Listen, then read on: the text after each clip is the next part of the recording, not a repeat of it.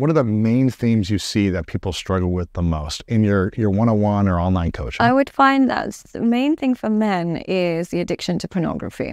Yeah. How many men are addicted to pornography today? When I have a man on the phone to me and he's got, and this is irrelevant whether he's handsome, not handsome, whatever it is, in shape, not shape, but he's having struggles with women. He's having some problem with women. They're either transactional, using him, cheating on him, whatever it is.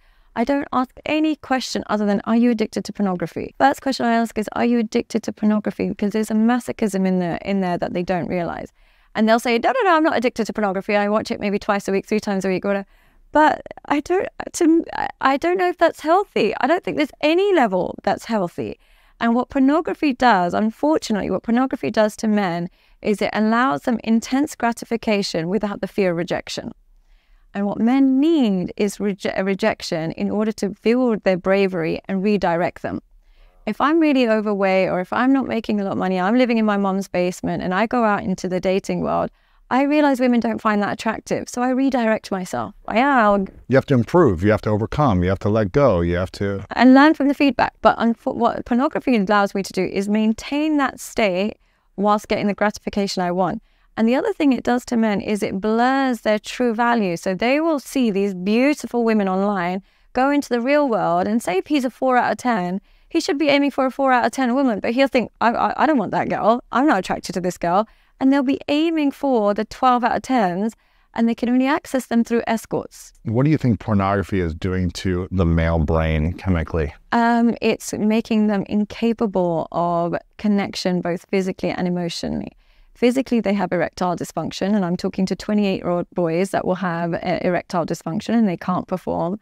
And emotionally, porn doesn't model intimacy. It actually models how to make hate with a woman, not how to make love. So they learn how to spit on women, they learn how to degrade women, they know how to make fun of minorities, they learn all of these things, and they think they're learning all these skills. But when you speak to women, they'll say the least satisfying sexual encounters with a man that's addicted to porn, because he's reenacting and not reading her body. He's not learning. He's not intuitive. He's not connected. Not at all. So imagine the experience from a woman's end. She's just like, this is the worst experience I've ever had. He is also realizing, okay, she's not enjoying this. Let me just stick to porn because I'm terrible at sex. So that rejection, that encounter is so negative that they go deeper into the rabbit hole, unfortunately. And can I just say, pornography is not good for women either. I think the rise in bisexuality in women is predominantly from exposure to porn.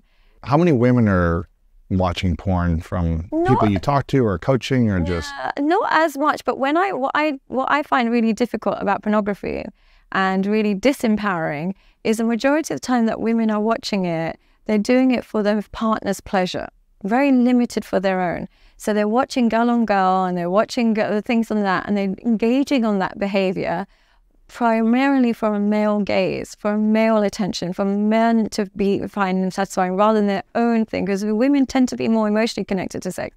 So if they're engaging in a lot of pornography, it's for male desires. So they're almost catering to the male gaze in a way that's helping them lose their own identity.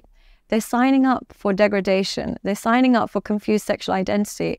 They're signing up for a society that only caters to male sexual gratification. So I find it more bizarre that women watch porn. Do you think, why do men watch more porn than women? Because I think for men, it's the ability to access any type of woman without the fear of rejection. And men are more likely to be rejected when they go and seek sex in the real world. Yeah, and so I think it's just the bypassing rejection is what they're doing far more than women. Why are women not into porn as much, though? Why do they want to watch it? Because without an intimate connection, porn of sex is limited in how gratifying it can be. Yeah, it's almost like having a cake without sugar. Like without the ingredient of intimacy, it's just a bunch of empty calories and it's not worth the taste. So that's what porn is like for women, without actually caring about somebody. And sometimes they'll watch it, but they're still trying to learn how to please their partner through it. So there's an element of my partner, my partner, my partner. Whereas for men, it's just to bypass the rejection that they don't want to face. Wow. Yeah, unfortunately.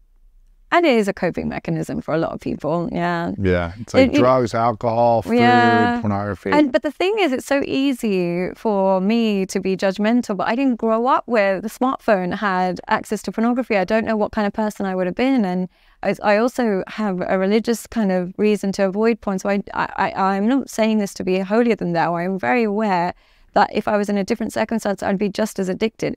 But it's so bad for us. It's so bad for couples and intimacy and everything. It's so terrible. And it's something that's almost just accepted.